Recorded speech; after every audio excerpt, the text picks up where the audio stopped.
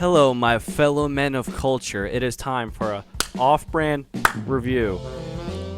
This is Avers Puma. I'm your host, and today we're looking at this one called Mankitsu Happening. This is like your traditional harem. I can't say anime because it's technically, never mind, it's an off-brand, so I can call it a harem anime. Anyway, so here we have our main protagonist, Ketchi-kun. I'll name him Ketchup-kun at the start because I can't pronounce his other name. This man has the unique power to make every girl he interacts with just want to bang him, man. It's like flip a coin, heads or tails. You can either get A, you can, do the deeds with them, or B, you can rather just scar yourself for life. This has all sorts of tags and fetishes to every man or woman can enjoy. Personally, I'm not a fan of the more questionable tags on here, but you can teach their own, I guess. So the basic premise of this guy is he gets fired from his first job because he gets interacted with his female coworkers in a perverted way, and he's kind of, hey, I can't do this. I'll never get a job this way. Until his friend offers him a job at a manga cafe or an internet cafe. Japan, I don't know. But he gets offered a job by his friend and he meets another female coworker. This female coworker is a typical ara-kun, where she has big titty McGiddies, and I have no idea if that's legal to say on the internet right now because everyone's sensitive as hell. But hey, he also meets a younger sister-like person. I hope the FBI is not looking over there because I hope it's not a little sister, but she refers to him as a bigger brother, like Oni-chan. But okay, we'll just keep rolling with this.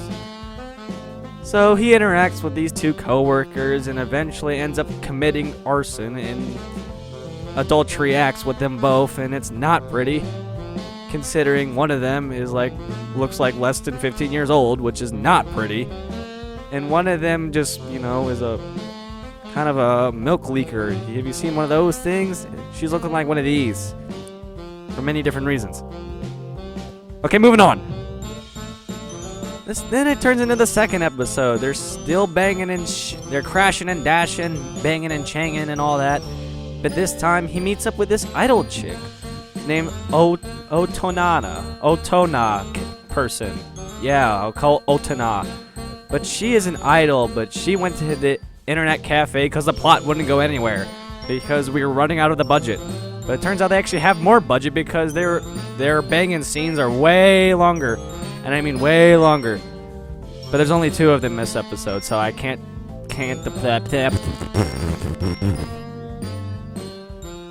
Moving right along. So this idol person gets discovered by this Ketchup-kun's mysterious power, and she ends up spilling Coke or off-brand Pepsi on her, I guess that is. But she ends up doing that, and she gets her identity revealed. And she's like, you better not tell anyone that I'm a famous idol. And he's like, okay, I'm a man of my word. I'll keep that promise of not tell you or anybody about your identity. And then she goes to take a shower. And then the guy starts to avoid her again. And then she's like, why are you avoiding me? And then he's like, I'm not trying to avoid you, but I'm avoiding you. And then she's like, why are you avoiding me? And then the guy's like, okay, fine, I'll tell you my power. And then they end up drinking off-brand Pepsi again at the machine, and she gets more Coke spilled on her and whatever. Then she takes another shower, and then he's outside the shower because he's that type of guy. And guess what happens here? It's an off-brand. What do you think? What happens? I get tired of this already. But anyway, they crash and dash in the shower because the plot wouldn't go anywhere. And it turns out she's now in love with him because he's keeping her identity a secret. And then they end up walking out of the shower together, and they were like, oh, the other 2 coworkers, you're dating them? And he's like, no, they just banged me. And she's like, oh, okay, I want to get in a piece of that. Now there's 3 of them. 3 of them. 1 guy. It's like that couch meme where it's like that couch meme where all the dudes are sitting around the girl, but it's all the girls sitting around the one guy. You know what? Never mind. Yeah, we're done with that. Anyway, the third episode rolls around. They're crashing and dashing and big-a-lang-a-dashing, and everything's going on just fine.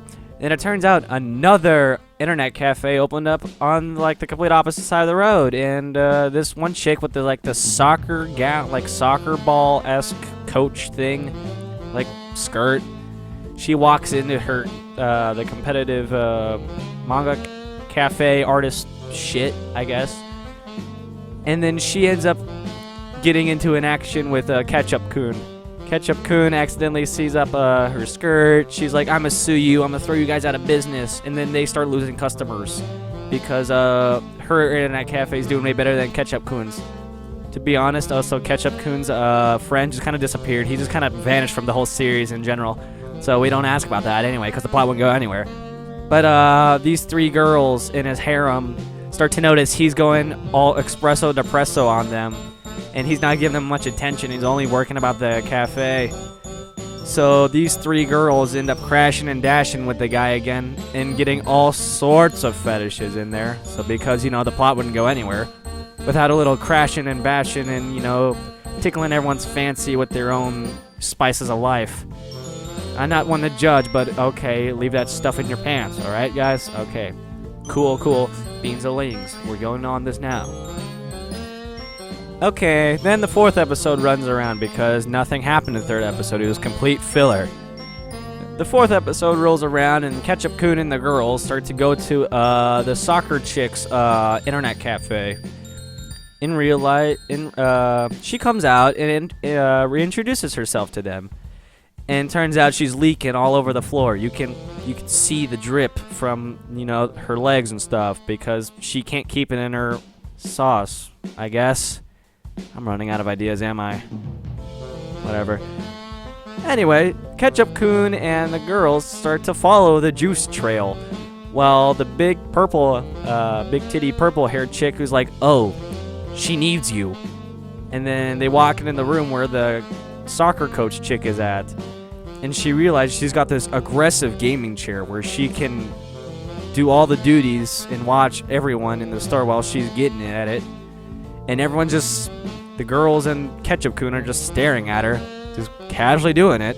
And she's just mocking them because she's got a high-class bajayjay and they got low-class bajayjays and he's got one low-class wiener schnitzel.